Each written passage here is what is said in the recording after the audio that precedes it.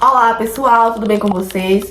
Hoje a nossa conversa vai ser sobre um assunto muito legal e super importante, principalmente para quem ama os animais, os ciclos reprodutivos dos animais domésticos. Você já parou para pensar como funciona a reprodução de uma gata? Ou quando uma cachorra entra no cio? E será que os passarinhos e coelhos também têm fases como os mamíferos? Saber sobre o ciclo reprodutivo de cada espécie é essencial, principalmente para quem ama um pet em casa. Isso ajuda a entender o comportamento dos animais, evitar problemas de saúde e geração indesejada. E claro, cuidar com mais amor e responsabilidade. Neste vídeo, vamos explicar direitinho como acontece o ciclo reprodutivo em 4 animais, muito comuns nas casas brasileiras: as gatas, as cachorras, os passarinhos e coelhinhos. Cada um deles tem características bem diferentes. E entender isso faz toda a diferença no dia a dia. Então já pega o caderno e presta bem atenção, porque tá super interessante. Vem com a gente descobrir como funciona o ciclo reprodutivo desses bichinhos tão especiais. Vou falar um pouco sobre as gatas. As gatas têm um ciclo reprodutivo bem curioso. Elas são animais poliétricos sazonais, ou seja, entram no ciclo várias vezes por ano, principalmente quando os dias estão mais longos, como a primavera e o verão. O cio dura entre 4 a 7 dias e a gata demonstra estar pronta para acasalar. Aqui vai alguns sinais: vontade de sair de casa, miados altos inconsoláveis, roçar-se nos objetos, em pessoas e animais e ficar na posição de cópula. A gata entra no primeiro cio por volta dos 5 a 10 meses de idade, dependendo da raça, alimentação, qualidade da luz e do ambiente. Raças orientais, como siamês, entram no ciclo mais cedo. Já o hormônio predominante é a progesterona, que ocorre sempre após a ovulação, que se dá depois da penetração pelo macho, a chamada ovulação induzida. A gestação das gatas dura entre 62 a 67 dias. Elas podem ter de 2 a 6 filhotes.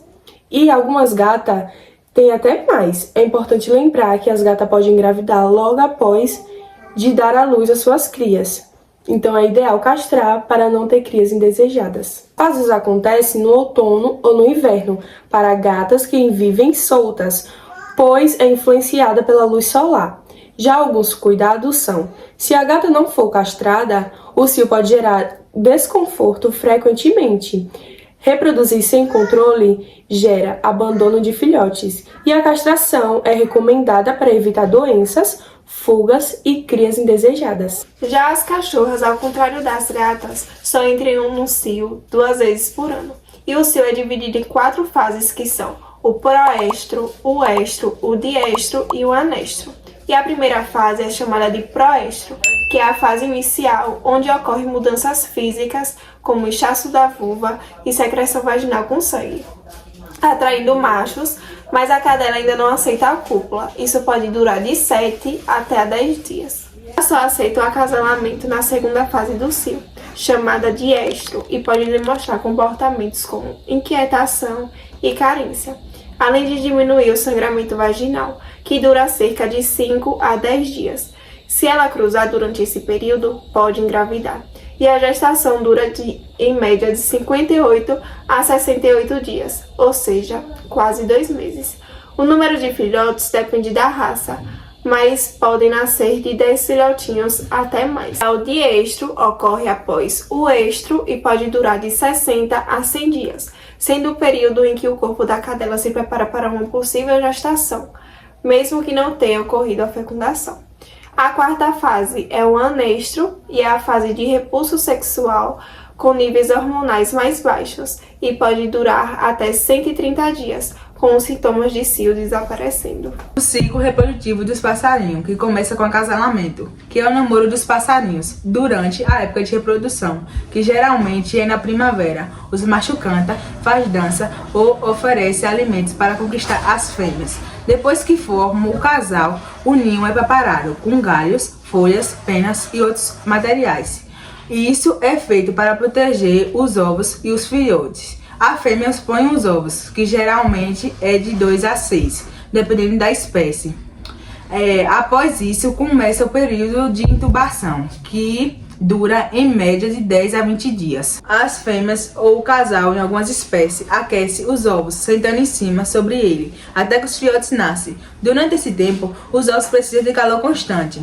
O nascimento dos filhotes. Os filhotes nascem bem frágil, sem penas e com olhos fechados. Eles dependem totalmente dos pais para se alimentar e se aquecer.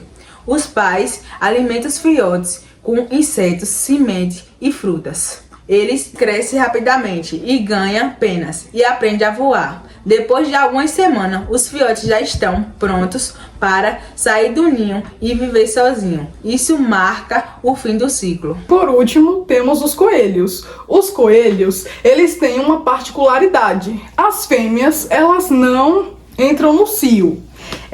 Os machos ovulam, introduzem o óvulo nela, mas elas não têm aquela particularidade de entrar no cio, que nem os gatos e os cachorros. Depois que os machos ovulam nas fêmeas, elas demoram de 10 a 12 horas para entrar no cio. E elas também têm a particularidade, que nem os gatos, que após o nascimento dos seus filhotes, elas já podem ovular de novo. Os machos podem introduzir os óvulos nelas de novo. E outra particularidade dos coelhos são que os coelhos nascem, os filhotes nascem cegos e sem pelos. E as fêmeas, as mães, as matrizes, dão de mamar a eles pela manhã e pela noite.